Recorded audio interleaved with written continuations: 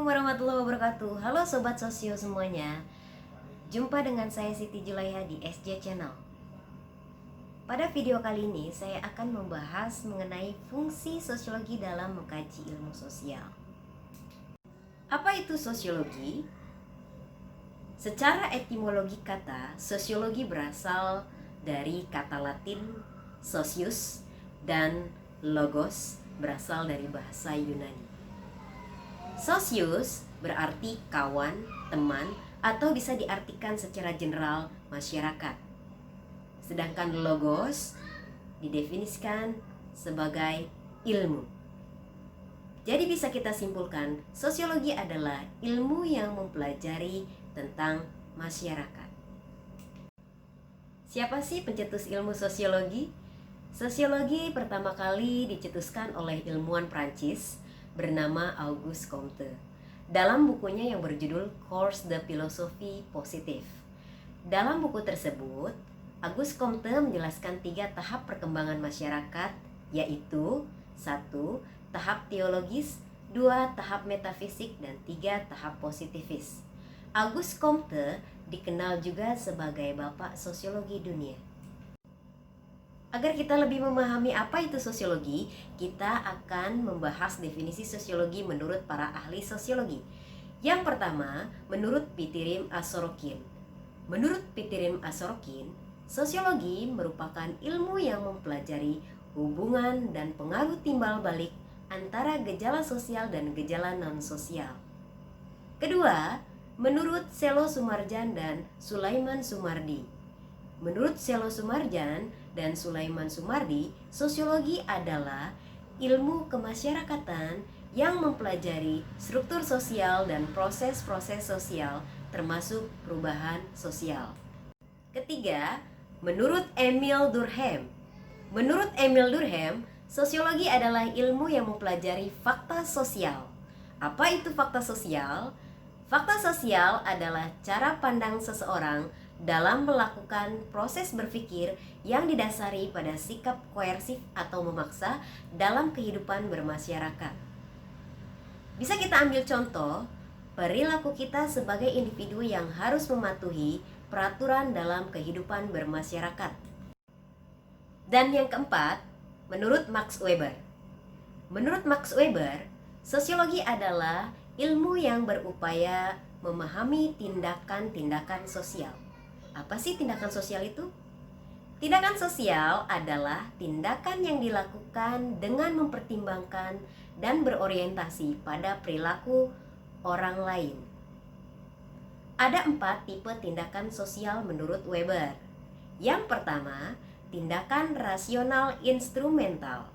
Kedua, tindakan berorientasi nilai. Ketiga, tindakan afektif. Dan yang keempat, tindakan tradisional. Agar kalian lebih memahami 4 tipe tindakan sosial menurut Weber, mari kita membahas satu persatu. Yang pertama, tindakan rasional instrumental. Tindakan rasional instrumental merupakan tindakan yang dilakukan seseorang dengan mempertimbangkan instrumen atau alat untuk mencapai tujuan. Contohnya, kamu lebih memilih menggunakan ojek online atau ojol untuk pergi ke sekolah pada saat kamu bangun kesiangan ketimbang kamu naik angkutan umum karena dianggap lebih cepat dan supaya tidak terlambat. Keputusan naik ojek online ini dalam situasi yang demikian adalah contoh tindakan sosial instrumental bertujuan. Tujuannya adalah jelas agar kamu tidak terlambat. Kedua, tindakan berorientasi nilai. Tindakan berorientasi nilai merupakan tindakan yang dilakukan dengan pertimbangan nilai. Artinya, individu yang bertindak mengutamakan apa yang dianggap baik, lumrah, wajar, atau benar dalam masyarakat di atas tujuan individu. Contohnya, makan dan minum dengan menggunakan tangan kanan ketimbang kiri ketika sedang makan bersama. Hal ini dianggap wajar oleh masyarakat. 3. Tindakan afektif. Tindakan afektif merupakan tindakan yang didasarkan atas keterlekatan emosional. Pertimbangan emosional meliputi hal-hal yang berkaitan dengan perasaan, seperti marah, sedih, cinta, empati, simpati. Contohnya, seseorang yang menangis ketika mendengar lagu sedih. Dan yang keempat, tindakan tradisional. Tipe tindakan ini menggunakan tradisi, adat, atau kebiasaan masyarakat sebagai pertimbangannya. Contohnya, orang kota yang masih melaksanakan Kedak Siten, yaitu upacara turun tanah pada masyarakat Jawa. Nah, itu dia tadi definisi-definisi sosiologi menurut para ahli. Kita perlu mengetahui objek kajian sosiologi. Objek kajian sosiologi adalah masyarakat. Fokus studi sosiologi adalah interaksi sosial, yaitu hubungan individu dengan individu, hubungan individu dengan kelompok, dan hubungan kelompok dengan kelompok. Agar kalian dapat membedakan antara ilmu sosiologi dengan ilmu lainnya, maka kalian harus memahami ciri-ciri ilmu sosiologi. Ciri-ciri ilmu sosiologi bisa disingkat dengan M tokuno. M untuk empiris, to untuk teoritis, ku untuk kumulatif, dan no untuk non-etis. Mudah bukan? Selain kalian memahami tentang ciri-ciri sosiologi, kalian juga harus memahami hakikat ilmu sosiologi. Hakikat ilmu sosiologi yaitu yang pertama, sosiologi merupakan ilmu sosial atau IPS, bukan ilmu alam atau IPA. Kedua, sosiologi bersifat kategoris bukan normatif. Artinya, sosiologi membatasi pembahasan pada apa yang sedang terjadi, bukan apa yang akan terjadi atau yang seharusnya terjadi. Tiga, sosiologi bersifat abstrak bukan konkret. Meskipun sosiologi tidak dapat dilihat dengan panca indera, namun kita bisa amati gejala-gejala sosial yang ada di masyarakat. 4. Sosiologi merupakan ilmu yang rasional, dilihat dari metode-metode yang rasional. Yang kelima, sosiologi bersifat umum bukan khusus.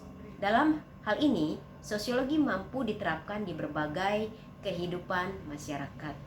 Sosiologi memiliki fungsi. Fungsi sosiologi bisa disingkat menjadi 4P, yaitu P yang pertama, perencanaan sosial, P yang kedua, penelitian sosial, P yang ketiga, pembangunan sosial, dan P yang keempat, pemecahan sosial. Nah, selanjutnya, peran sosiologi dalam masyarakat itu apa sih? Bahkan setelah kita mempelajari sosiologi, akan timbul pertanyaan, jika kita memfokuskan pada kajian sosiologi, profesi apa sih yang akan kita geluti? Inilah profesi atau peran sosiologi dalam kehidupan masyarakat. Yang pertama, kalian bisa menjadi konsultan kebijakan pemerintah. Kedua, kalian juga bisa jadi ahli riset atau jadi peneliti sosial. Yang ketiga, kalian bisa menjadi teknisi. Teknisi dalam arti pelaksana kebijakan sosial. Dan yang keempat, kalian juga bisa menjadi tenaga pendidik seperti saya, menjadi guru atau dosen. Demikianlah pembahasan saya mengenai fungsi sosiologi dalam mengkaji ilmu sosial. Semoga apa yang sudah saya bahas bisa bermanfaat untuk kalian semua.